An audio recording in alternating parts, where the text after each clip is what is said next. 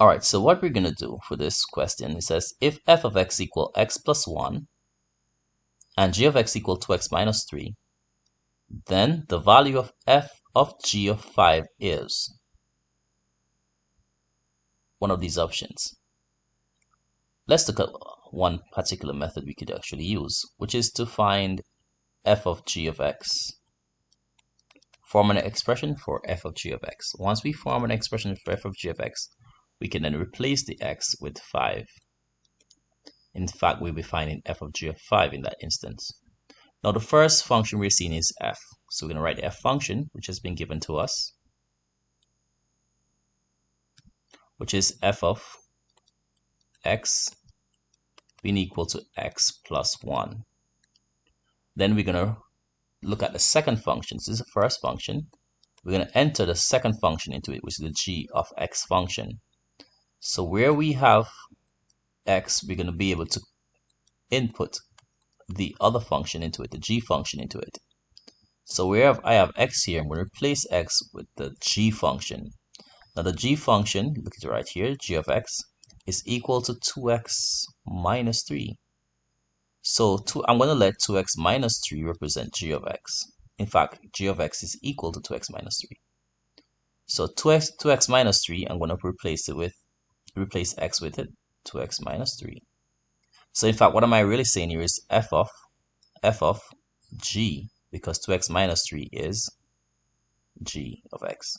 So f of g of x is equal to, now I replace x with 2x minus 3 on the left hand side of the equation here. So this x, replace it as well with 2x minus 3. So we're basically replacing x on both sides. But it's the right hand side that I'm more interested in. So let's simplify over here, If we want to remove bracket, there should be a number in front, and so we're going to put a 1 there. So 1 times 2x is 2x, and 1 times negative 3 is negative 3. So we have removed the bracket. We can put by the plus 1, and this will equal to 2x, and the negative 3 plus 1, that's be negative 2. So we can clearly see that f of, now remember the 2x minus 3 is really what? G of x. So this is really f of g of x is equal to 2x minus 3. Now remember, we are asked to find f of g of 5. So I can write this as f of g, and where I have x, I put the 5 there. And so I'm going to replace x with 5. So wherever I have x, I'm going to put 5. So this is 2 times, and we're working with this over here. So it's 2 times the x value, which is 5, minus 2. Now 2 5s is 10, and 10 minus 2 gives us 8. Alright, so that's 8. So our answer is 8. So that's one method. Okay, what's the other method? The other method in finding what f of g of 5 is to work out what we're seeing here. Closest to the 5 is g, so we can work out this. We can work out this. What g of 5 is. And whatever value g of 5 is, we put it in the f function, which is this function here. So let's work out g of 5. So g of 5, let's write g of 5. How are we going to write g of 5? Well, we need an expression first before we can get the value. So g of 5 is 2x minus 3 according to what's been given to us here. Right? So g of x is 2x minus 3.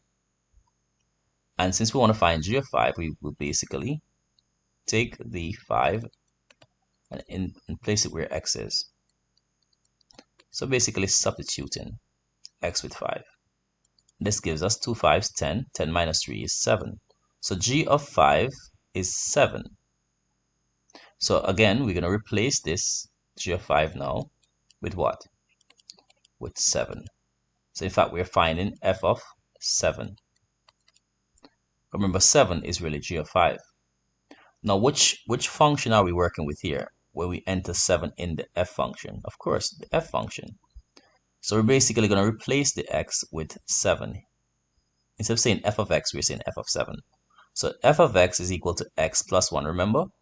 So in place of the x, we put 7 plus 1, and 7 plus 1 is 8. Again, we're working with this. F of x equals x plus 1. And so since we're finding f of 7, it's 7 plus 1, which is 8. That's what we did here. Again, so that's the answer.